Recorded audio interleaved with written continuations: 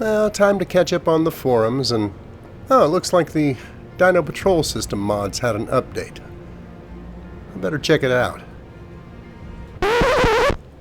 Wait a minute, he added what?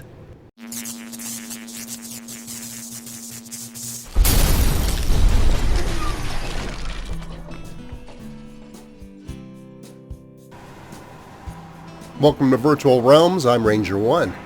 We're going to take another quick peek at the Dino Patrol System because there's been an update to it that I think is fascinating.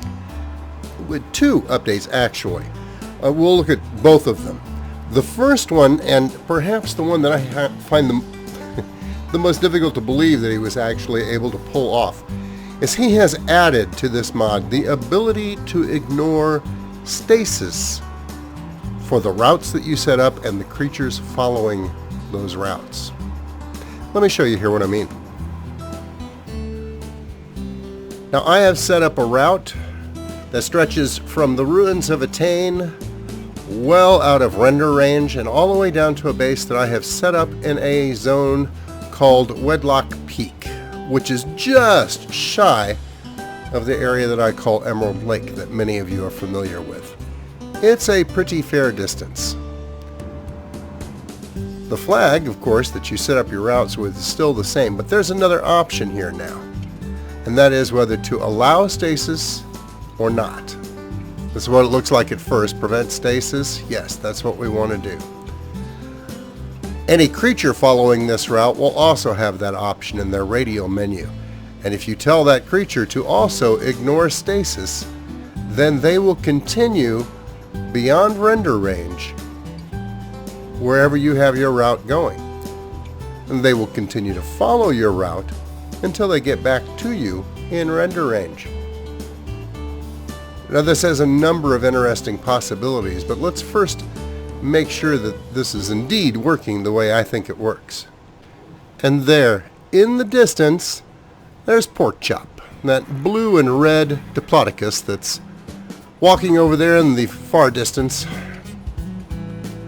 He's going to end up going back and forth a little bit here, but very shortly he'll come on over here and hitch up next to us. Don't be shy. Come on.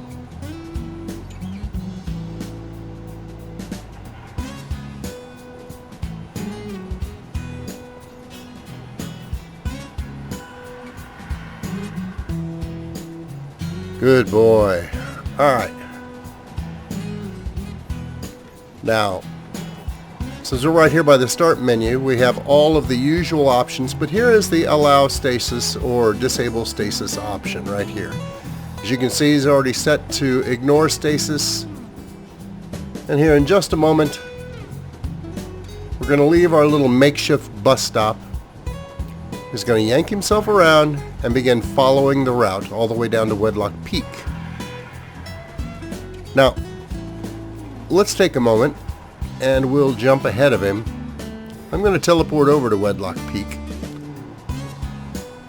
Alright buddy, have a good trip. We'll meet you there.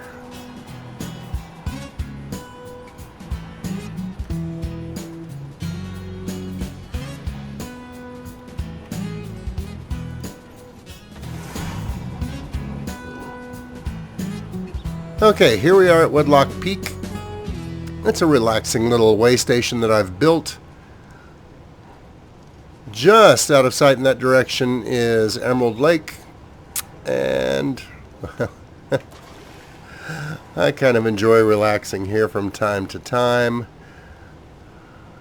Don't I look comfortable? At the base of these falls. Alright, come on, let's quit messing around. Get out of the hot tub. Come on.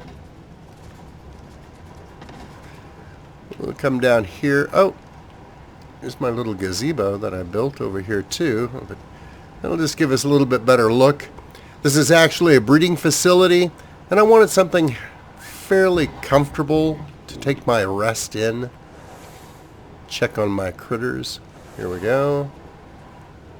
I kind of like it. I haven't detailed it a lot as of yet, but I think that it's definitely not a bad little base.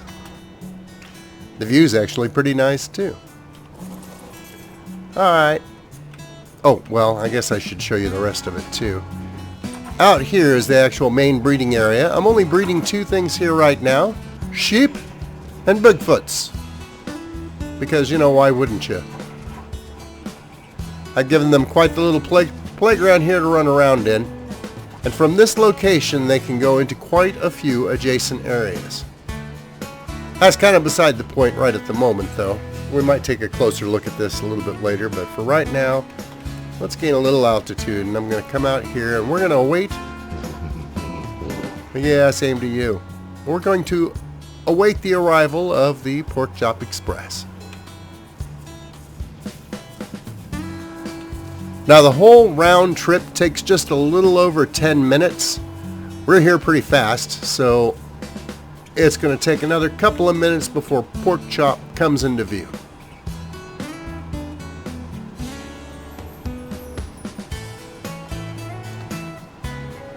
Is it? Is that you, buddy? Yes, it is. There's Porkchop.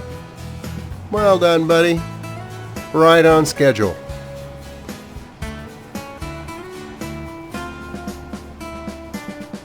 Now, you may be asking yourself, what purposes could you put this to? Well, other than a security patrol from one area that you control to another, let's say that we have one end in our major base, and the other end of this is at perhaps a metal resource.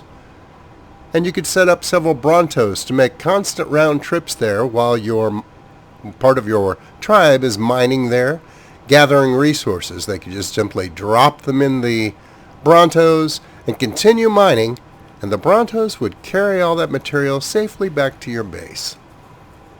Well, I'm assuming safely. So far, Porkchop here hasn't been attacked en route. And I'm not sure how stasis has been disabled for Porkchop. If it's treated as another player and stasis just doesn't exist, like it doesn't exist for you or I as we're in game, or if it's another method of bypassing stasis altogether. So it's possible that Porkchop here would get attacked at some point, but so far it has not happened. Let's get in this one.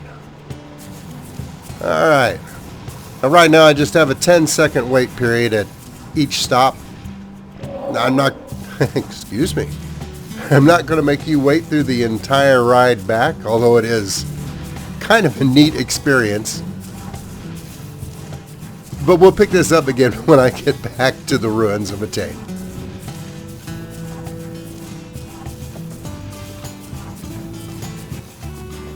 One thing that I haven't had time to experiment with, and if anyone does, please feel free to fill us in the comments below.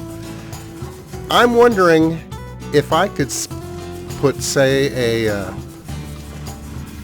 beaver on Wander and have it go to an area that's heavily forested and collect wood by going into Wander when it gets to its destination area, and then after a few minutes having it return and bring wood back to my base, stopping when it gets there. I don't know if that would work or not, primarily because I'm not sure how stasis is handled when they're actually away from you. I don't know if that would work more than one trip. I don't know if the trees would come back as they normally would when you enter and leave an area that has gone into stasis. So that's an interesting question. Can you use it for a nearly endless supply of resources, all autonomously picked up by your wandering creatures? I don't think that would work in the long run, but it might be handy once in a while. Well, here we are, back at the ruins of Attain. We'll go ahead and pull up here, and there we go. Alright.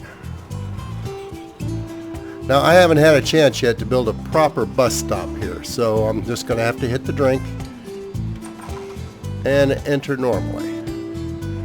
But if I decide to keep this, then I'll build a platform here that I can just simply jump off on.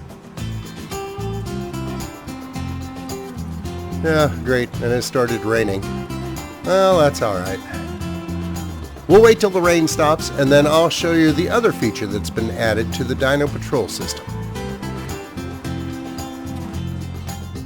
Alright, let's go ahead and look at the second thing that's been added to the Dino Patrol system, and that is the ability to assign a particular altitude to each waypoint. Let's come over here. Well, the first thing that I want to do, visuals, let's go ahead and show the route. And then let's come back in and go to type. We're going to change this waypoint to a height waypoint. You know what, actually? Let's go ahead and leave this one at ground level. And let's come over here.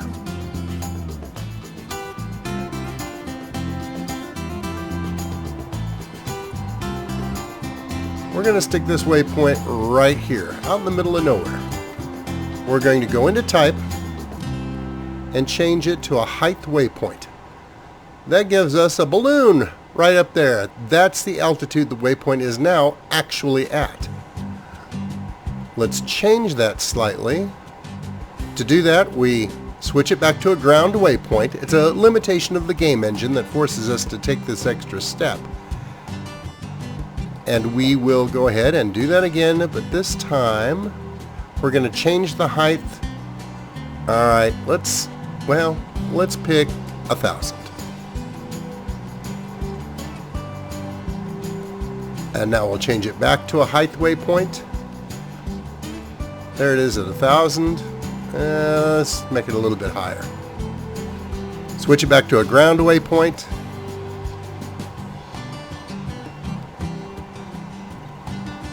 Change height to 2,000. And make it a height waypoint. Okay, there it is at 2,000. And we will put our third waypoint over here. Okay, and we'll change the height up to, well, let's go as high as it will go.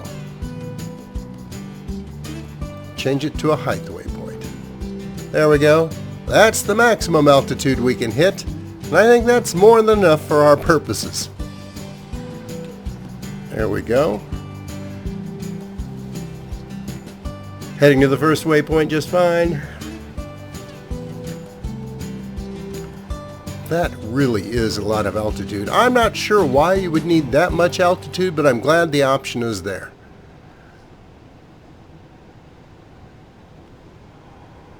It's going to take a while, but it will get there. Now this makes things a whole lot easier when you're trying to work with aerial waypoints. With the Dimorphodon route, I had to find spots on high points of rock, in trees, etc., to put my waypoints on. But with this, I can do it all from ground level, and that's pretty nice. Come on, buddy, time to come home. There we go. Welcome back. One thing that I should mention before I go, if you do choose to use this mod's new ability to suspend stasis for your dinos, use it with moderation. Keep in mind you're kind of breaking the physics of the game just a little bit, and you're putting a fair amount more strain on your processor, and it could lead to increased lag. So again, use with care. I hope you liked the bus route that I've set up for the Porkchop Express to follow, and I'm sure you'll find it pretty handy to be able to set aerial waypoints easily for your aerial mounts to follow. If you do come up with some new and unusual ways to use this mod and its new capabilities, I would be very interested to hear about them in the comments below. Let us know what unique and creative things you have found to do with this. For now though, it's time for us to go. And until I see you again, good hunting.